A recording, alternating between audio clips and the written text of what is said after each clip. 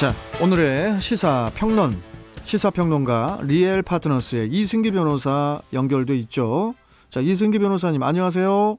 예, 안녕하세요. 예, 어떻게 주말은 잘 보내셨어요? 예, 잘 보냈습니다. 예. 자, 첫 번째 이슈 바로 가볼까요? 예, 첫 번째 이슈는 불법 출금 의혹, 김학의발 블랙홀입니다. 김학의 전 법무부 차관에 대한 불법 출국 금지 의혹이 최근에 논란이 또 되고 있는데, 지난 2019년 3월 23일 별장 성접대 의혹의 당사자였던 김 전 차관의 출국을 막는 과정에서 대검 과거사 진상조사단이 공문조 위조와 같은 각종 불법 행위를 저질렀다는 건데, 자, 이게 뭐 어떤 내용인가요? 예, 지난 11일 이제는 국민권익위원회에 공익 신고가 접수가 됐습니다. 네. 이 내용이 한 106쪽 정도가 되는 내용인데요. 그 신고 내용을 보면은 당시 과거사 진상조사단이 가짜 사건 번호가 적힌 공문서를 가지고 김 전 차관을 출국 금지했고, 또 법무부가 당시만 해도 참고인, 즉 민간인에 불과했던 이 김 전 차관의 출입국 기록을 177차례나 조회했다는 게 이번 의혹의 핵심입니다. 네. 그 별장 성접대 사건은 지난 2013년과 2014년 그 두 차례에 걸쳐서 그 검찰 수사에서 무혐의 처분을 받았는데, 그 과거사 진상조사단이 이를 재조사해서 그 검찰에 수사 의뢰를 했고, 또 검찰이 재수사를 해서 재판에 또 넘겼지 않습니까? 예, 맞습니다. 그 당시 김 전 차관은 이 성접대와 수억 원대 뇌물수수 혐의로 기소가 됐는데, 네. 이제 1심 법원에서 이 성접대 당시 촬영된 동영상 속 남성이 김 전 차관은 맞다. 하지만 이제 공소시효가 만료됐다고 해서 이 부분은 면소 판결을 했고요.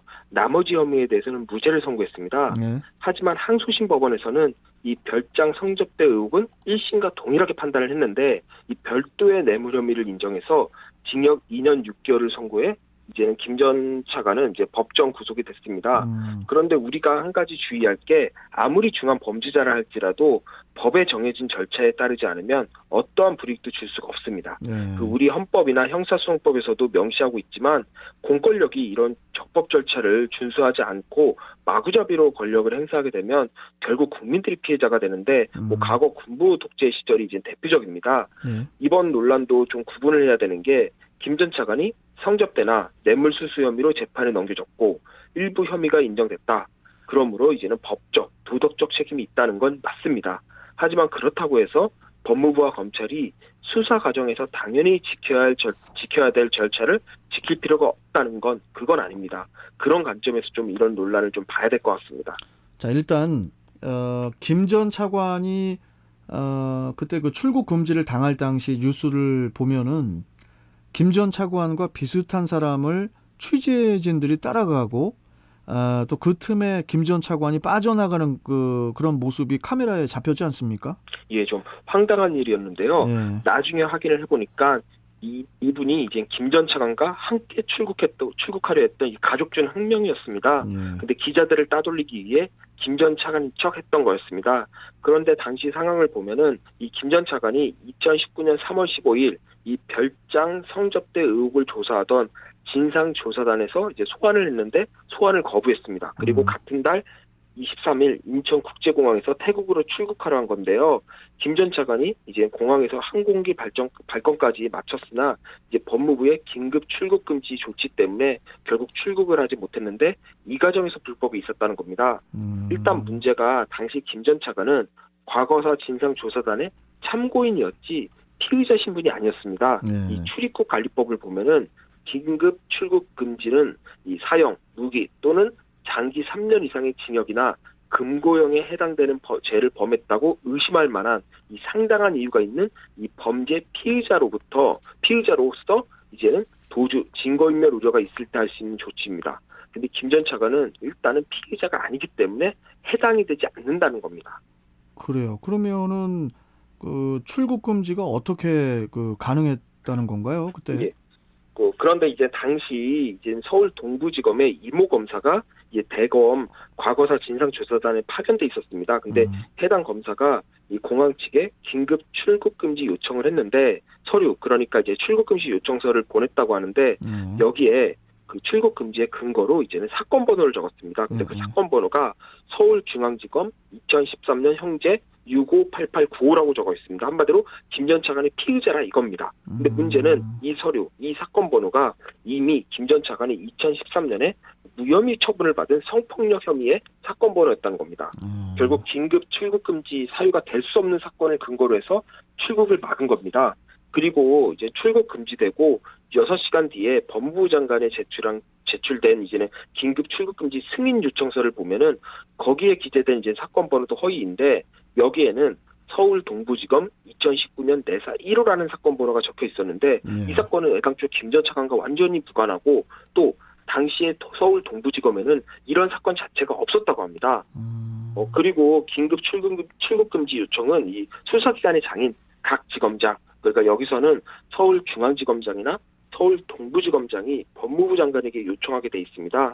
그런데 해당 검사는 이제는 이 두 서류 모두 결제 없이 본인 서명만으로 김 전 차관을 출국 금지했습니다. 그렇다 보니까 이 법무부와 진상조사위가 출입국관리법을 위반해 참고인에 불과한 김 전 차관의 출국을 불법하게 막은 거 아니냐 이런 의혹이 나오는 겁니다. 자, 그런데 법무부의 최근의 해명을 보면은 당시 김 전 차관이 진상조사위에 그 출석도 거부를 하고 또 중대한 혐의를 받고 있었는데도 그 심야에 국외 도피를 시도하는 급박한 상황이어서 긴급 출국 금지를 할 필요가 있었다. 이렇게도 이제 주장을 하고 있는데 어떻습니까? 네, 일단 참고인은 피의자와 달리 수사기관에 반드시 출석할 의무가 없습니다.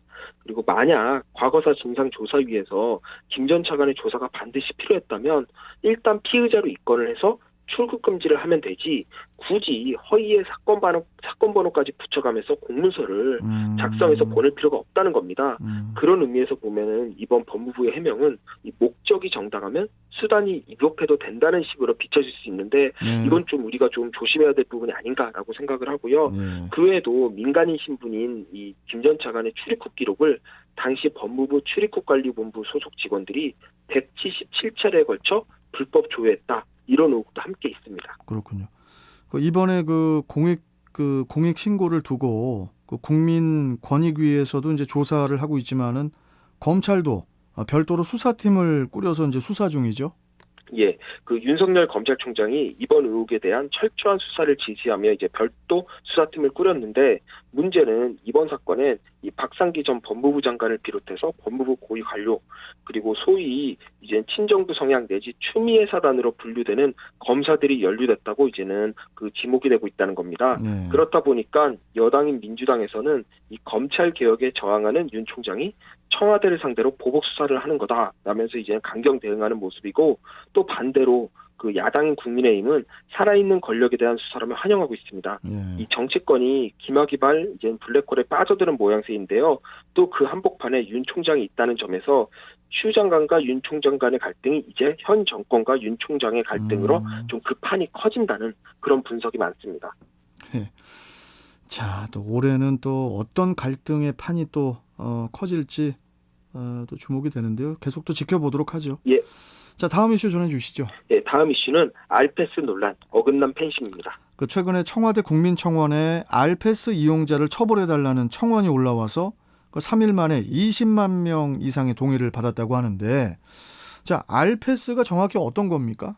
예, 알패스는 RPS, 그러니까 리얼 퍼슨 슬래시를 이제 한국어로 그대로 읽은 건데요. 실존 인물들을 애정관계로 엮어낸 2차 창작물을 뜻합니다. 우리나라에서는 주로 남성 아이돌들을 성적 대상한 동성애 성향의 인터넷 소설을 말하고 있습니다. 여기가 이제 1990년대 후반에 이제 H.O.T나 잭스키스와 같은 1세대 아이돌이 인기를 얻으면서 등장한 이제 팬픽이 그 시초인데요. 그때는 내가 좋아하는 연예인을 주인공으로 내세워 이제 소설을 쓰는 일종의 놀이 문화로 크게 문제가 되지 않았습니다. 그런데 이 팬픽 중에서도 아이돌의 동성 연애담을 주제로 내세운 이 알패스가 하나의 비주류 문화로 나타난 건데요. 비주류다 보니까 익명 커뮤니티나 트위터 같은 SNS를 중심으로 공유되어 왔는데 최근에는 여기에 그림이나 영상, 거기에 수위 높은 성적 묘사가 포함되면서 점차 사회 문제되고 있는 겁니다. 특히 이제 알페스에 등장하는 그 남성 아이돌 상당수가 또 이제 미성년자잖아요. 이걸 정상적인 팬덤 현상이라고 봐야 할지 좀 의문인데, 아무리 허구라 할지라도 실존하는 인물을 대상으로 음담패설이나 뭐 성적 묘사가 담긴 소설을 쓰는 것은 뭐 건전한 팬 문화의 범주를 넘어서는 것으로 보이는데, 어떻게 보십니까? 예, 맞습니다. 그 법적으로도 문제될 소지가 있는데요. 특정 인물을 성적 대상화의 글을 작성한 거니까 이는 형법상 음란한 문서에 해당이 되고, 이를 인터넷에 게시했다면 이 정보통신망법상 음란물 유포에도 해당이 될 수 있습니다. 네. 특히 해당 아이돌을 그림으로 그렸거나 딥페이크 영상으로 만들어 소설 내에 넣었다면 이 역시도 음란물 유포에 해당되고, 해당 아이돌이 미성년자라면 아청법이 적용될 수도 있는 사안입니다. 그리고 모욕죄나 명예훼손도 성립이 가능한데, 이 부분은 피해 당사자인 아이돌이나 소속사가 직접 문제를 삼아야 처벌이 가능한 사안이다 보니까 네. 아직까지는 직접 고소한 사례가 없어 아직 그 적용 여부는 좀 따져봐야 될 것으로 보이는데, 제가 볼 때 충분히 적용이 됩니다. 알겠습니다. 자, 오늘 말씀 여기까지 듣고 또 내일 뵙겠습니다. 고맙습니다. 예, 감사합니다. 자, 시사평론가 리엘파트너스의 이승기 변호사와 함께 했고요.